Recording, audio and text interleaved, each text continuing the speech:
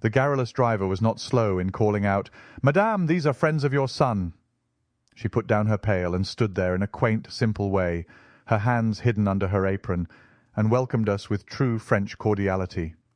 She told us Jules did not expect us for an hour yet, and was out in the fields painting. She asked us into her cottage, where we met the grandfather, Monsieur Lepage. He was born at Damvillers on November 1st, 1848. As a boy, Jules determined to become a painter, and finally he was sent to the great Mecca of the art student, Paris. With little means of support, he for months worked as a postal clerk. Finding that either the postal service or art had to be abandoned, he gave up the former.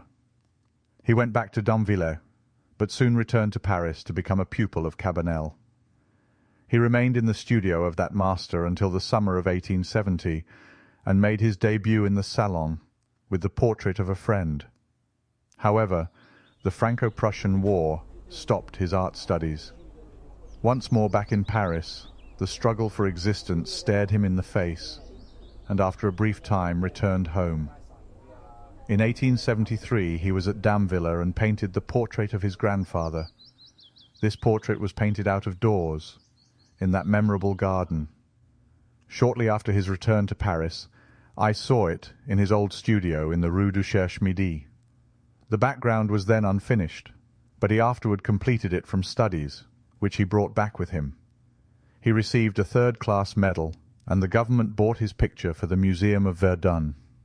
In the autumn of 1873, a number of painters, Dagnon Bouveret, Venker, Émile Lepage, Courtois, Edelfelt, Bastien Lepage, and Bode the engraver, used to dine together every night at Mademoiselle Anna's restaurant in the Rue Saint-Benoît, and it was there that I first met Bastien Lepage.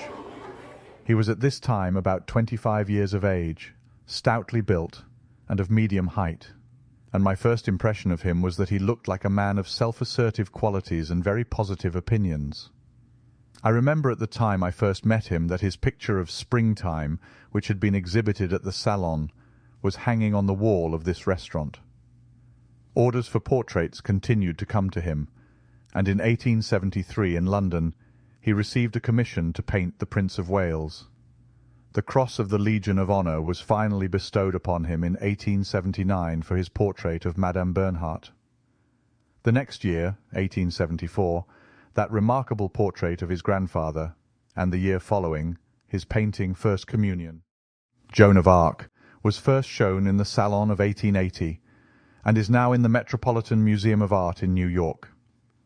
In 1880 I arrived in Paris too late for the Salon, where Bastien's picture of Joan of Arc had been exhibited.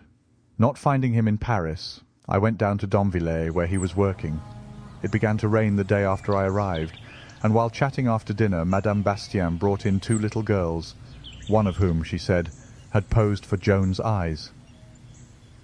During our stay at Damvillers, I remember Bastien was painting at odd intervals on the portrait of his father. He worked in his grandfather's garden, which was surrounded by a high wall, and, like most French gardens, had the pear and peach trees trained against the wall. It was under an apple tree that he was painting his father's portrait. The same tree figured in his picture of Joan of Arc, and the cottage seen in the background. I had little difficulty in persuading Bastien to accompany me on a trip to Ghent, in Belgium, where his picture of Joan of Arc was to be exhibited after leaving the Salon. On our arrival at Ghent, we found his picture had not yet been unpacked. When the jury president returned, he said that Monsieur Lepage's picture was now being unpacked. With one accord, we all got up and went out to see it. The applause from the company was something that I shall never forget. The president embraced Bastien. All of them shook hands with him. I returned to America in the fall of 1880 and did not see Bastien again until 1883, although during this time we had maintained a correspondence which had kept me current with his work. In 1883 I returned to Paris in time to see the Salon, where Bastien had his picture of L'amour au village in the Rue Legendre, and I realized then that he was a very ill man. He had been to Italy since I last saw him. However, his work continued.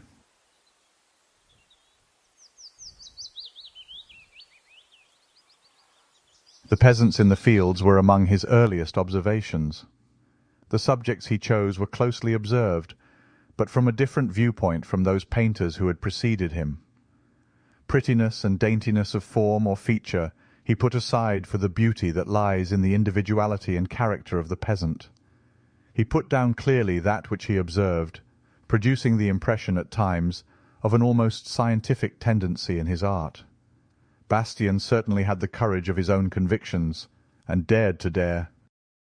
After his death in 1884, more than 200 of his pictures formed a special exhibition in an annex of the École des Beaux-Arts, and in 1889 some of his best works were shown at the Paris Exposition. Bastien Lepage enjoyed nature, both in art and in life.